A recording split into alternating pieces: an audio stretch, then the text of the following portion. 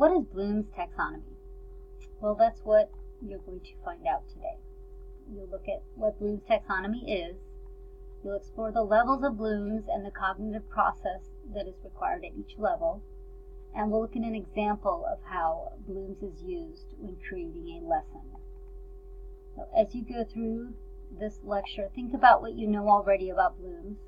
Jot that down before you begin. Think about what you want to learn, and you're going to use this video to find out. And when you're done, be able to share what you've learned and how you're going to use that information. And if you have any questions, jot them down and bring them to class.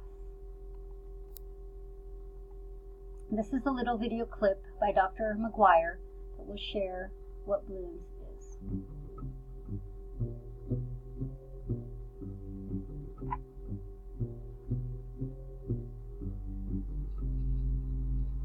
Today we have Dr. McGuire with us to talk about Bloom's taxonomy. Once again, Dr. McGuire is the Assistant Vice Chancellor for Learning, Teaching, and Retention here at LSU. Thanks for coming in again. Great, it's good to be here.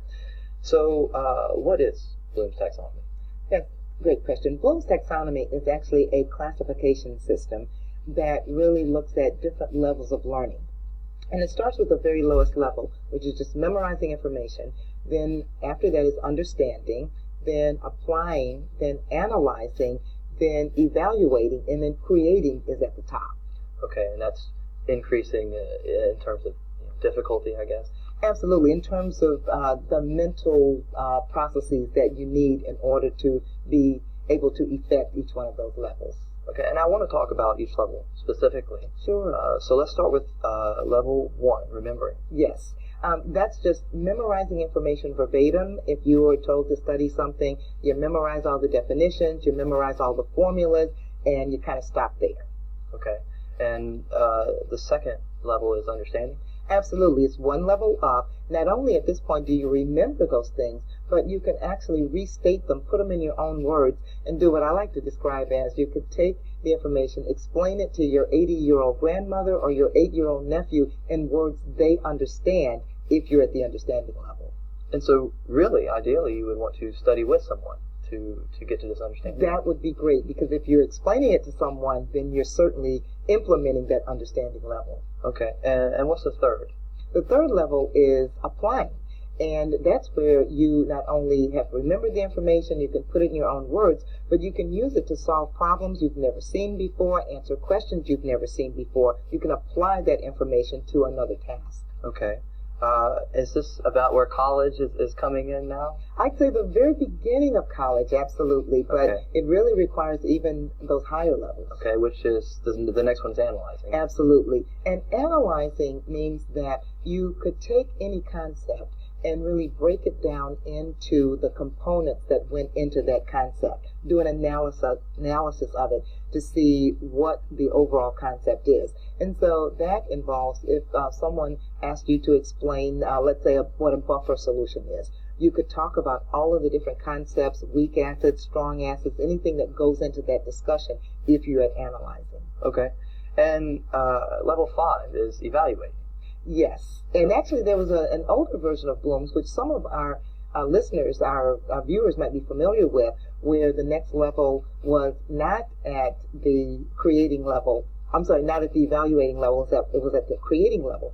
But now the evaluating level says that you know all this information, you can put it in your own words, you can analyze information. So now you can look at 2 ideas, 2 theories, 2 ways of solving a problem, and determine whether one of them is more likely to be effective than another.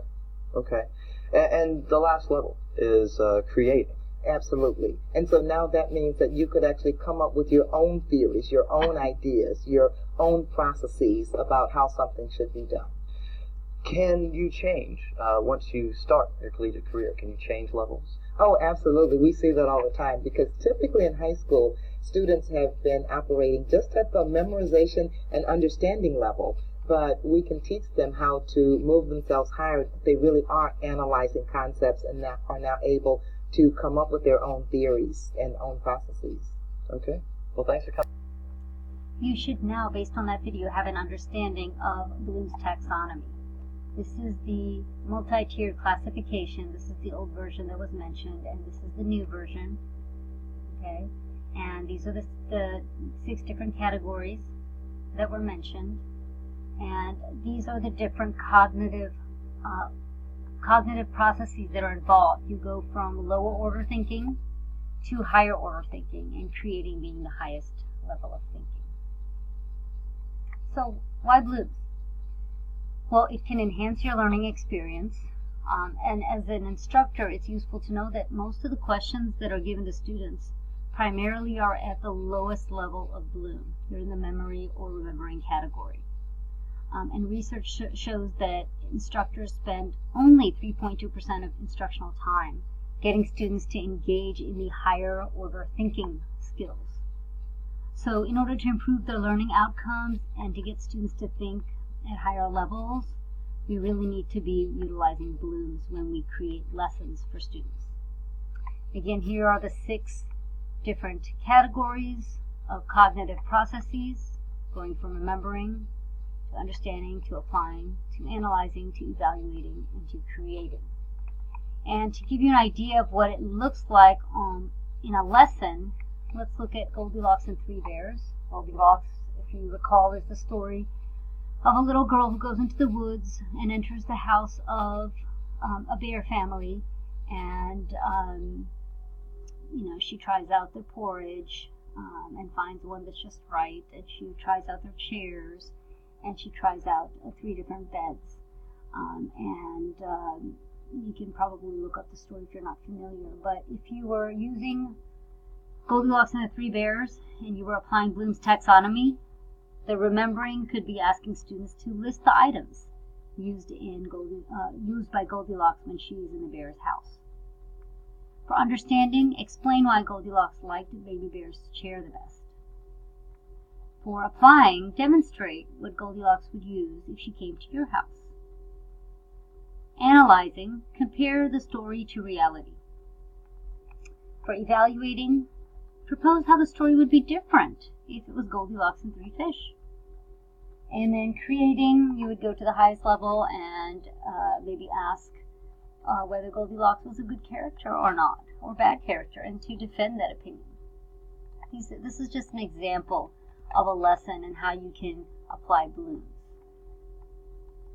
You can find a list of verbs that are utilized, and we can use this list to help us create objectives and outcomes for our students to follow. Here's the list of action words for Bloom's taxonomy. So as you begin to create your outcomes that you want your students to achieve, you want to look at these verbs and see if you can utilize more than one category in creating your objective.